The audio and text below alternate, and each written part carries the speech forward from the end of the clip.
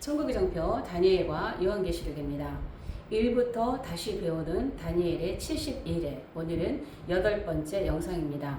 저희 영상을 처음 들어오신 분들은 채널 재생 목록에 들어가시면 다니엘과 요한계시록의 중요한 주제들이 주제별로 강의들이 많이 올려져 있습니다. 지금 올리고 있는 영상도 앞서서 올린 영상들이 함께 모여져 있습니다. 더 많은 영상들이 마지막 때 말씀을 사모하는 여러분들에게 도움이 되시기 바랍니다. 강의 들어가기 앞서서 9월 추석 명절 특별 세미나가 있습니다. 영상 아래 더보기란 혹은 커뮤니티에 보면 추석 명절 세미나 안내가 있고 그 다음에 천국의 정표 다니엘과 요한계시록 책이 출간이 되어 있습니다. 다니엘과 요한계시록에 대해서 전체적으로 이렇게 체계적으로 공부를 하기를 원하시는 분들은 많은 도움이 될 수 있을 것입니다. 책에 대해서 구입 방법이라든가 이러한 내용들이 커뮤니티에 자세히 올려져 있습니다. 관심 있는 분들은 커뮤니티를 참조해 주시면 되겠습니다. 지난 영상에서는 헤롯 성전과 이방인인 누가가 외치는 그 외침의 의도가 무엇인가 71회 중에서 다니엘 9장 26절과 관련된 말씀을 누가복음 21장에서 이방인인 누가가 헤롯 성전을 중심으로 말씀을 선포하는 의도가 무엇인가에 대해 살펴보았습니다. 오늘은 반대로 다니엘 9장 27절과 관련되어서 제3성전과 유대인인 마태가 외치는 의도가 있습니다. 그래서 오늘은 제3성전과 유대인이라는 제목을 함께 살펴보려고 합니다. 누가와 마태가 또 혹은 마가복음에도 마지막 때를 기록하고 있지만 기록의 방법은 조금 다릅니다. 자, 누가의 기록 방법이 달랐었고 오늘은 마태의 마지막 때 기록 방법을 보면요. 누가와 마태가 약간 다른 방법으로 기록을 하고 있는데 첫 번째 똑같이 성전 멸망을 기록하고 있죠. 예수님께서 예언하신 성전 멸망. 자, 이것이 헤롯 성전입니다. 헤롯 성전인데 이제 성전 멸망을 얘기하고 그 다음에 이제 일반 징조를 말합니다. 일반 징조. 마태와 같이 누가나 마가와 같이 똑같이 일반 징조를 말하는데 맨 처음에 미혹을 조심해라. 또 난리 소문이 있을 것이다. 또 전쟁이 있다. 기근이 있다. 또 전염병이 있다. 또 핍박이 있다. 물론 마태복음에는 전염병은 빠져 있어요. 그러나 여러 가지 다른 번역서들을 보면은 역병, 전염병이 나오고 있습니다. 그래서 읽는 것으로 봅니다. 핍박, 마지막에 복음, 세계 복음 전파 등등 이렇게 일반 징조를 얘기를 하고 그 다음에 말하고 있는 것이 특별 징조를 얘기합니다. 특별 징조와 일반 징조는 다음 시간에 좀 자세히 보겠습니다. 자, 특별 징조는 뭐냐면 마태복음 24장 15절부터 진행되는 다니엘이 말한 바. 여기서부터예요. 다니엘이 말한 바. 자, 이 말씀은 어떤 거냐면 다니엘 9장 27절을 상기시키는 거예요. 다니엘 9장 27절을 상기시키는 말씀으로 다니엘이 말한 바로 시작하면서 특별 징조에 관한 말씀을 이제 풀어나갑니다. 그런데 여기에서 이제 누가복음은 이렇게 일반 징조를 얘기하다가 뒤로 갔었죠. 뒤로 가서 초대교회 핍박사와 AD 70년 헤롯 성전이 무너지는 AD 70년 사건을 다니엘 9장 26절에 예언된 말씀을 성전과 성소가 회파되는 그 말씀을 중심으로 기록했었죠. 그래서 예루살렘이 군대들에게 에워싸이는 것을 보거든 멸망에 가까운 줄 알아라. 그 멸망은 뭐냐면 다니엘 9장 26절에 예언되어 있는 그 멸망이에요. 기록된 모든 징벌의 날. 그 말씀을 멸망의 날이 가까운 줄 알고 도망가라. 큰 환란이 온다. 그래서 그들의 환란은 안항케로서 곤란하고 좌절을 겪고 강제적으로 흩어지는 그런 환란이라고 했습니다. 그런데 마태는 특별징조 마태복음 24장 25절에서 이 특별징조 다니엘 9장 27절의 말씀을 얘기해요. 그러면서 이 말씀이 뭐냐 여기에서 관련돼서 하는 말씀이 멸망에 가증한 것이 거룩한 곳에 선 것을 보거든. 그러면 멸망에 가증한 것. 자, 거룩한 곳은 성전이었죠. 성전에 멸망에 가증한 것. 자, 우상이 선 것을 보거든 깨달으라 그래요. 깨달으라. 자, 깨달으라라는 말씀은 요 다니엘 9장 27절에 깨달으라는 말씀이에요. 다니엘 70일에 기록되어 있는 다니엘 9장 27절의 말씀을 깨달으라는 거예요. 그리고 도망가라. 왜? 도망가야 하는 이유는 큰 환난이다. 예수님은 여기에서 이 우상이 세워지면 큰 환난이 오면은 더욱더 나가서 복음을 전파하라 이렇게 하지 않고 도망가라 하셨어요. 그래서 이때는요, 이때 시대는요, 나아가서 뭐 지금 다른 해석을 하시는 분들처럼 두 증인이나 마지막 주자들 그 14만 4천들이 복음을 전하는 그런 때가 아니라 예수님의 명령은 도망가라는 명령이에요. 그래서 성전에 우상이 선 것을 보거든 깨달으라 그리고 도망가라. 다니엘 9장 27절에 마지막 7년 마지막 한 일회가 시작됐고 이것은 이제 후 3년을 얘기하는 것이죠. 마지막 7년 가운데서 후 3년 그래서 도망가야 하는 그러한 시기이기 때문에 8째 왕 적그리스도가 등장하는 그러한 시기이기 때문에 도망가야 하는 거예요. 그래서 여기서 큰 환난은 누가복음의 큰 환난과는 다르지요. 그래서 이 큰 환난은 들립시스라고 해서 들립시스. 제가 강의에서 여러 번 등장하는 말씀이에요. 들립시스라고 하는 것은 짐승이 복음을 전하지 못하도록 복음을 핍박하는 그래서 이 복음의 핍박을 하기 위해서 육체의 잔혹한 폭력을 행사하는 그러한 환난이 들립시스 환난이라는 거예요. 그래서 이때 이 시기에는 육체의 아주 잔혹한 폭행 그것은 바로 목배임을 하는 그러한 시기라는 것이죠. 그래서 이 특별 징조를 말씀하면서 이걸 강조하는 거야. 우상에 선 것을 보거든 깨달으라 도망가라.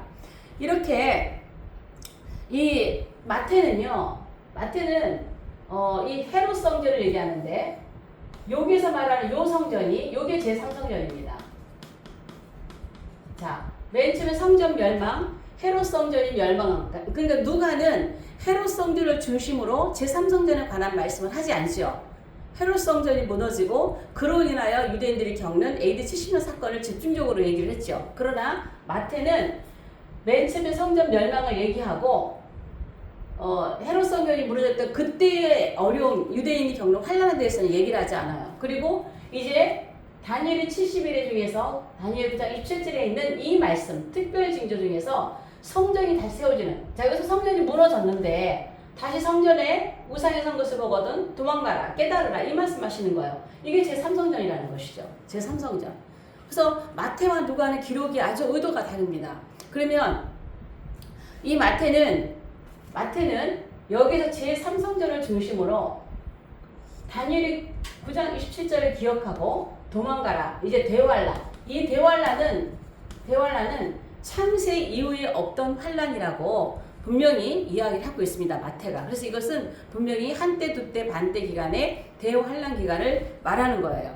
자, 그래서 이 마태가 두 번째로 이 말씀을 기록하는 의도. 그래서 유대인들을 향한 이 마태가 이 특별 징조를 기록하면서 유대인들을 향한 외침이라고 할까요? 경고라고 할까요?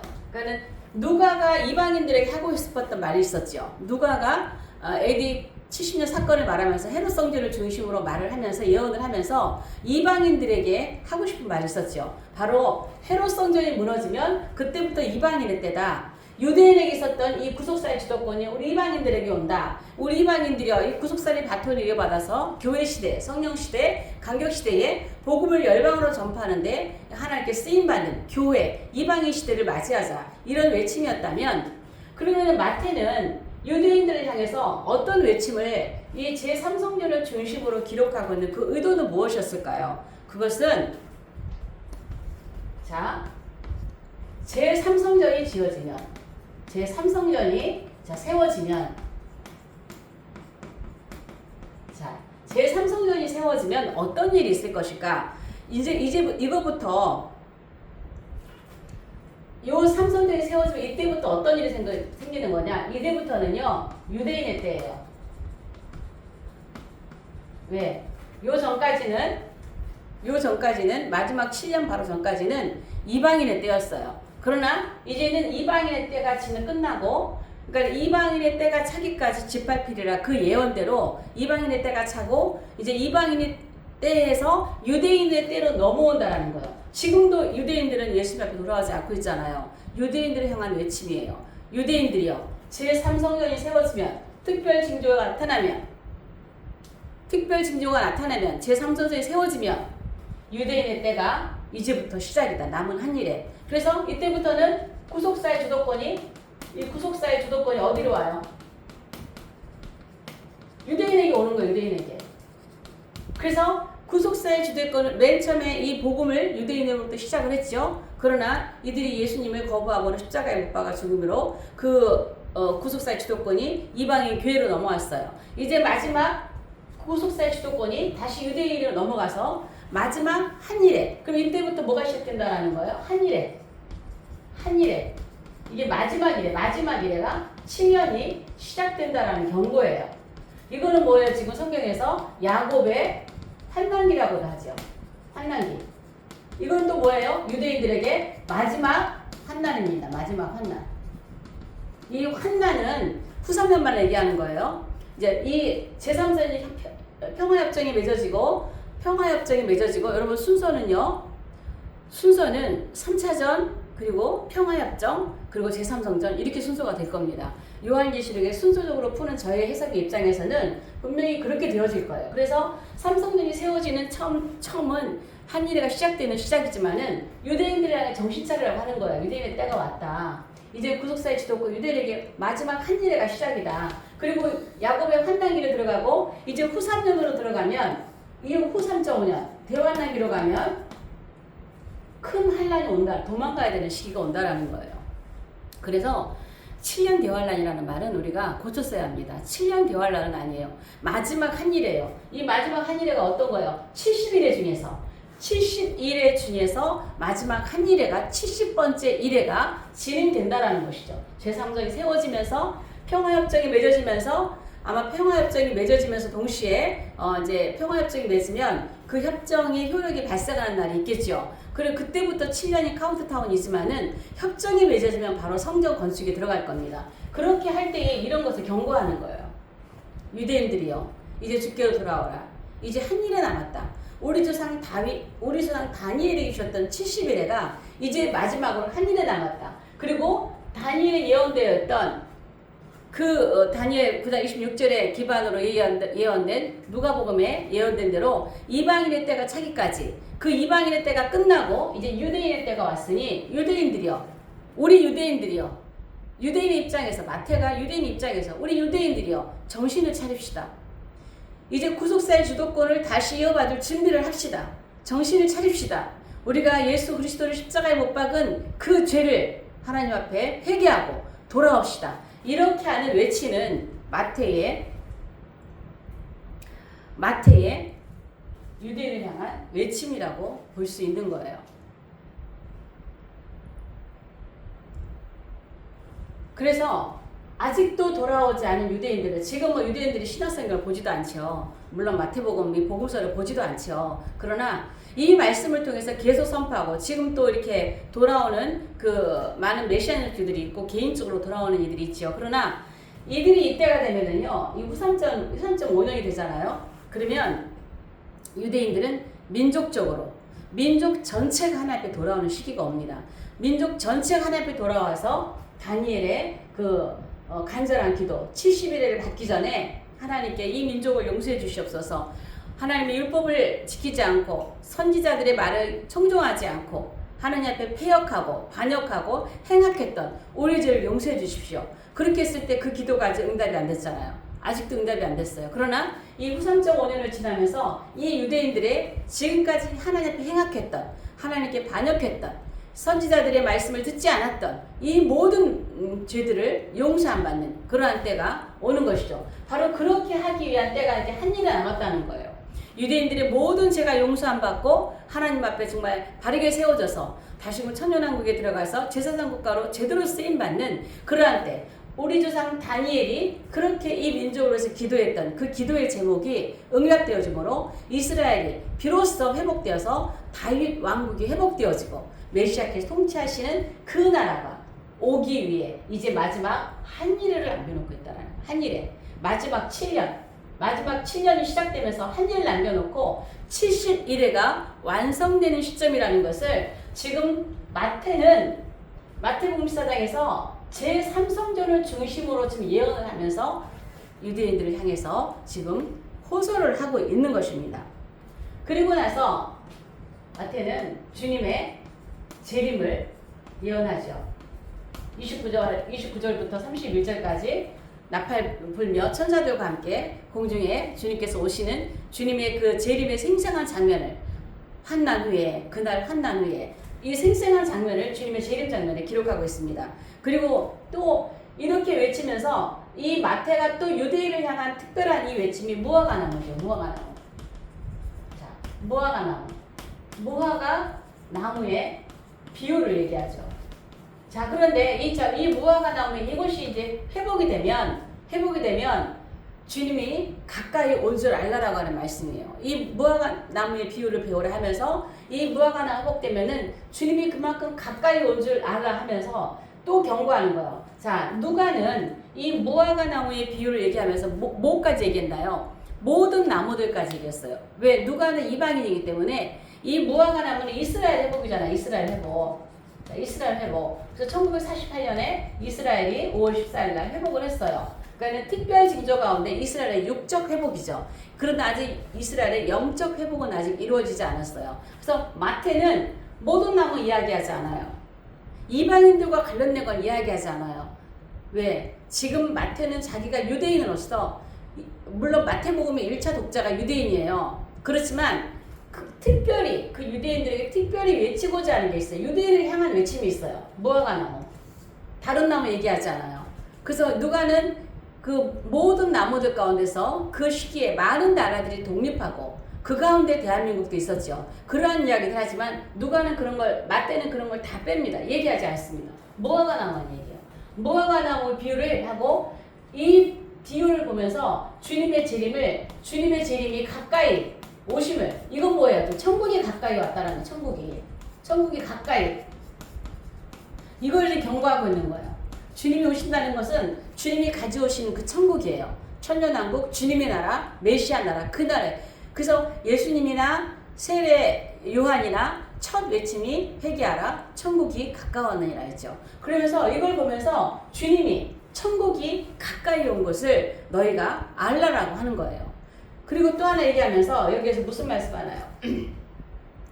이러한 말씀을 쭉 나눠놓고 밑에 마치 도장을 찍는 것처럼 딱 하는 말씀이 있어요. 34절에서 35절에 보면, 자, 이 말씀이 분명한 성취, 이 말씀은 분명한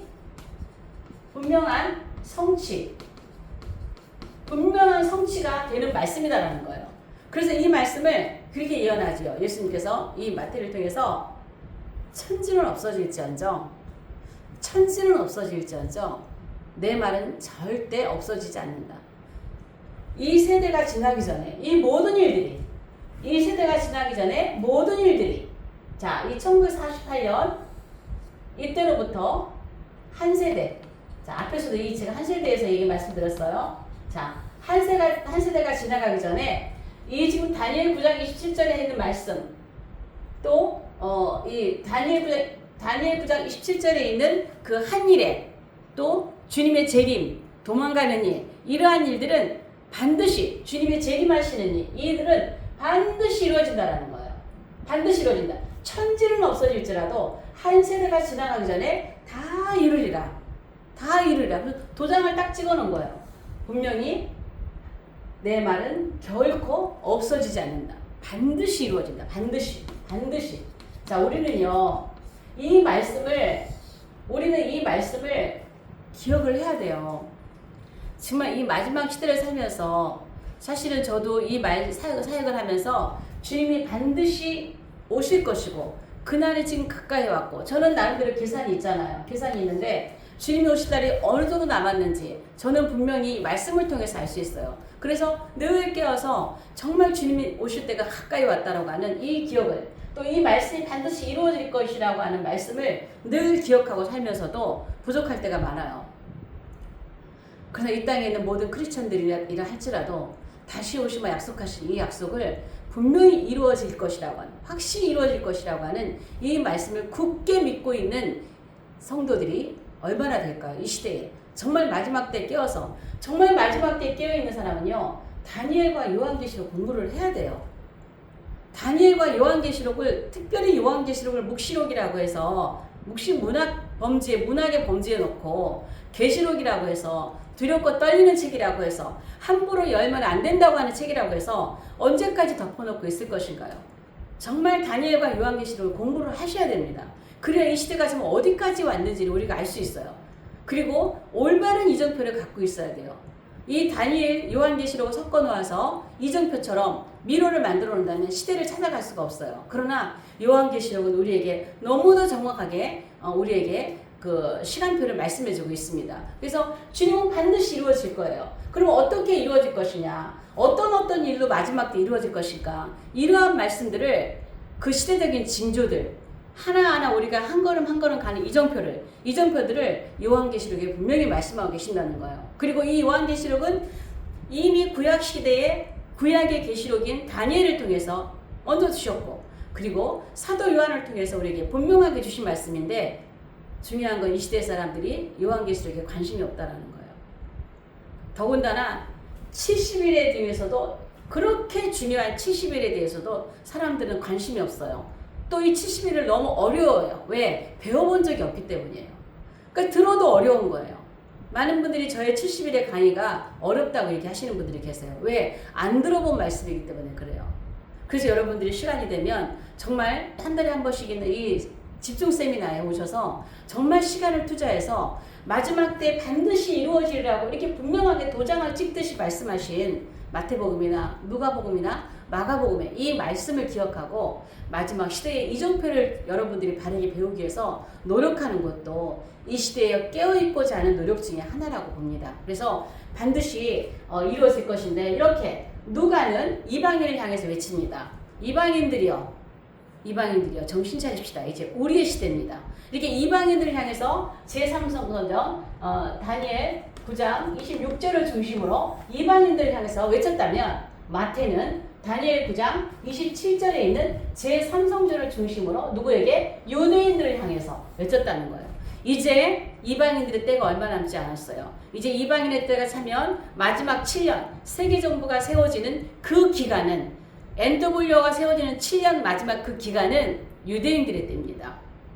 구속사의 주도권이 유대인들에게로 돌아가서 마지막 아담의 나라의 구속사를 마무리하는 그 시대가 옵니다. 이러한 시대가 우리 앞에 너무나 가까이 왔다고 하는 것이죠. 그래서 다니엘 71일을 통해서 우리가 복음서와 관련된 이러한 말씀들을 보면서 시대에 그 한 걸음 한 걸음 가까이 오는 이 시대를 읽을 수 있는 저와 여러분들이 되시기를 바랍니다. 오늘 영상 여기까지 하겠습니다. 영상이 좋으시면 좋아요, 구독, 공유, 채널 소개, 그리고 댓글로 응원해 주시면 감사하겠습니다. 다음 영상에서 뵙겠습니다.